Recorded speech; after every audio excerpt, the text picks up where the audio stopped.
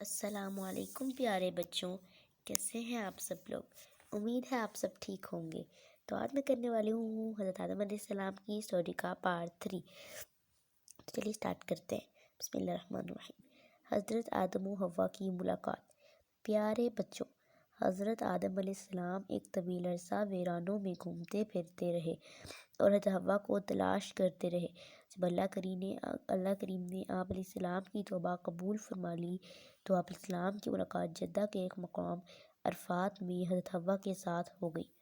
دونوں ہی نے ایک دوسرے کو پہلی نظر میں پہچان لیا، اس لیے اس میدان کو میدان عرفات یعنی پہچاننے کا میدان کہا جاتا ہے۔ اس کے بعد آپ نے یہیں رہائش اختیار کر لی، پھر آپ کی اولاد ہوئی اور دنیا میں انسانوں کی پیدائش شروع ہوئی۔ اللہ کریم نے آپ سے فرمایا کہ آپ کی اولاد ہی سے یہ دنیا بھر جائے گی۔ حضرت آدم علیہ السلام کی اولاد۔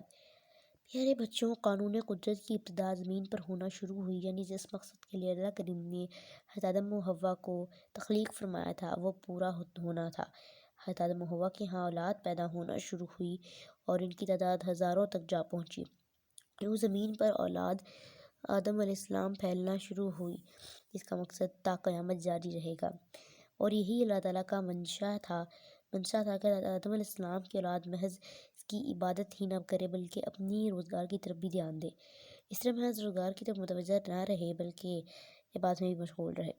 یہ طریقہ کار ملائکہ سے بالکل ہی مختلف تھا، کیونکہ ملائکہ کی ذمہ داری صرف اور صرف اللہ تعالیٰ کی عبادت میں مشغولیت تھی، جبکہ انسانوں کی ذمہ داری یکسر مختلف تھی۔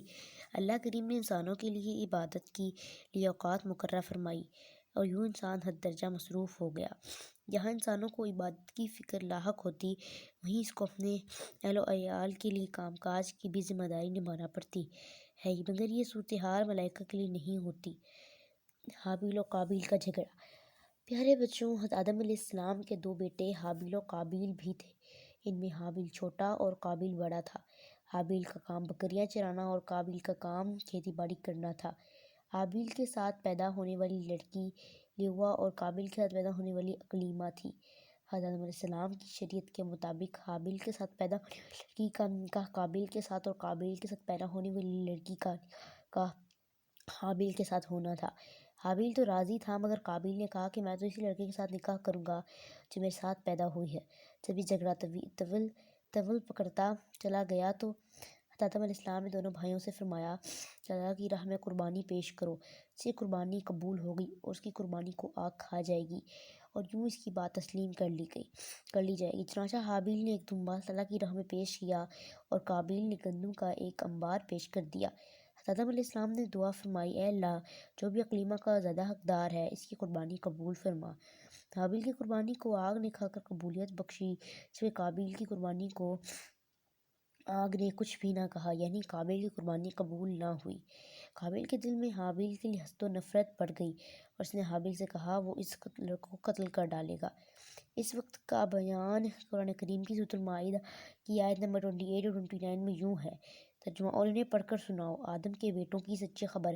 جب دونوں نے ایک ایک قربانی پیش کی تو ایک کی قبول ہوئی، دوسرا بولا قسم ہے تجھے قتل کر دوں گا۔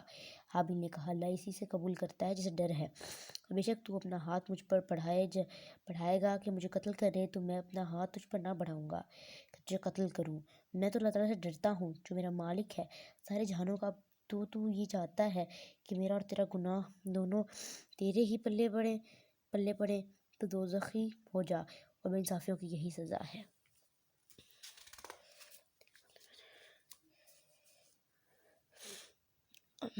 مگر حابیل کی نصیحت کا قابیل کے اوپر کچھ بھی اثر نہ ہوا۔ حضرت آدم علیہ السلام نے بھی قابیل کو حد درجہ سمجھایا بجھایا، مگر اس پر آپ اسلام کی نصیحت کارگر ثابت نہ ہوئی۔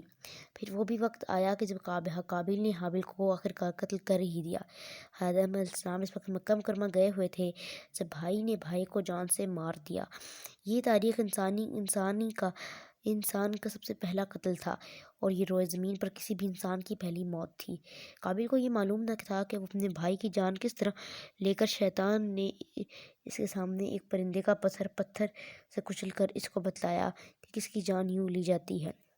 چنانچہ جب حابیل بکریاں چراتے ہوئے آرام کر رہے تھے تو قابیل نے آ کر آپ کے سر پر بڑا پتھر مار کر آپ کو ہلاک کر دیا۔ اس وقت حابیل کی عمر 20 برس کے قریب تھی۔ قابیل نے حابیل کو جب قتل کر دیا تو حد درجہ پشیمان ہوا۔ اس نے کہا نے کیا کر دیا۔ پھر یہ بھی پریشانی لاحق ہو گئی کہ اپنے بھائی کی لاش کا وہ کیا کرے، کیونکہ یہ پہلی موت تھی اور وہ یہ نہیں جانتا تھا کہ وہ کیا کرے۔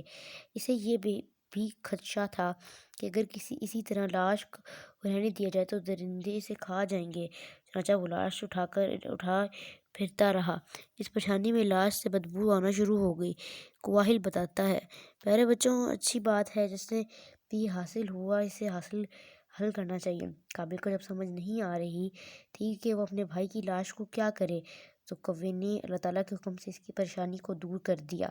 ہوا یوں کہ جب قابل اپنے بھائی کی لاش کو لیے پھر رہا تھا تو اللہ تعالیٰ کے حکم سے 2 کوے اس کے سامنے آئے اور لڑنے لگے۔ جب ان میں سے ایک نے دوسرے کو مار دیا تو مارنے والے کوے نے اپنی چونچ اور پنجوں سے زمین کو کریدا اور جس میں اس کوے کی لاش کو ڈال کے اوپر سے مٹی ڈال دی۔ قابیل نے یہ بھی دیکھا تو اس کی اپنی پریشانی کا حل اسی طریقے میں نظر آیا۔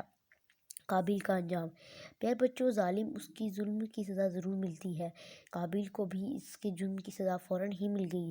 جب تک وہ اپنے بھائی کی لاش کے لیے پھرتا رہا وہ ٹھیک رہا۔ یہ عرصہ بعض لوگوں کے مطابق 100 برس کے لگ بھگ ہے۔ جب اپنے بھائی کی لاش کو سپرد خاک کر چکا تھا، اس کی پنڈلی ران سے جڑ گئی اور یوں اس کا منہ سورج کی طرف ہو گیا۔